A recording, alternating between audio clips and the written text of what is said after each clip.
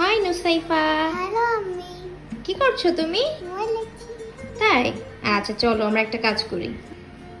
আম্মি তুমি কি করো এগুলো দিয়ে? আমি এটা দিয়ে লুচি বানাবো তোমার বাবা আর দিদুনের জন্য। দিদুন তো কালকে সকালে চলে যাবে, সেজন্য এগুলো দিয়ে আমরা লুচি বানাবো। এটা কি বলো তো? এটা ময়দা। আমি 2 কাপ ময়দা নিয়ে নিচ্ছি। এরপরে ময়দার সাথে আমি কি দিয়ে দিব, এটা দেখো কি, এটা সুজি। আর এখানে এটা পরিমাণ মতো লবণ, তারপর এটা অল্প একটু চিনি। আর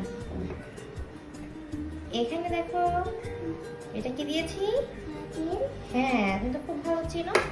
এইবার এটা থেকে কি দেবো বলো তো? এটা থেকে দিব গুঁড়া দুধ। আর এই সব কিছু দিলে কি হবে বলো তো? লুচি। হ্যাঁ, টেস্ট অনেক ভালো হবে লুচি। আচ্ছা, এতক্ষণ তো দেখেছেন মামি গল্প করতে করতে লুচির ডোটা তৈরি করে নিচ্ছি। আর এভাবে তৈরি করলে আমার কাছে মনে হয় লুচির টেস্টটা অনেক মজা লাগে। তো এটা আমি 1 ঘন্টা মতো রেস্টে দিয়ে তারপর এখন আমি কিচেনে চলে আসছি। এসে আমি একদম ছোট ছোট করে আমি কেটে নিয়েছি। আর তখন আমি একাই বেলতে শুরু করেছিলাম। ওই সময় মা আমাদের বাসায় ছিল, তো মা একটু পরে এসে আমাকে হেল্প করেছে। তো প্রথমে ভেবেছিলাম যে একটু বড় করে রুটির সাইজে বানিয়ে এভাবে আমি একটু 3 কোণা করে কেটে নিব, মানে একটা রুটি 4টা ভাগ করে কেটে নিব। তবে আমার কাছে এই লুচিগুলো একটু ছোট সাইজের দেখতেই ভালো লাগে, ওরকম 3 কোণা থাকতেই ভালো লাগে। আর যদি বড় করে বেলে নেওয়া হয় তাহলে তো আমার কাছে মনে হয় যে একটু পরোটা টাইপ এরকম একটা খাবার। তো আমি এখানে প্রথমে 1-2টা ভেজে মাকে একটু দেখিয়ে দিলাম কেমন হবে। তো তারপরে মা এখানে একসাথে 3-4টা করে ভেজে নিচ্ছিল, কারণ আমার প্যানটাও বেশ বড় ছিল আর বেশি পরিমাণে তেলও দেওয়া ছিল।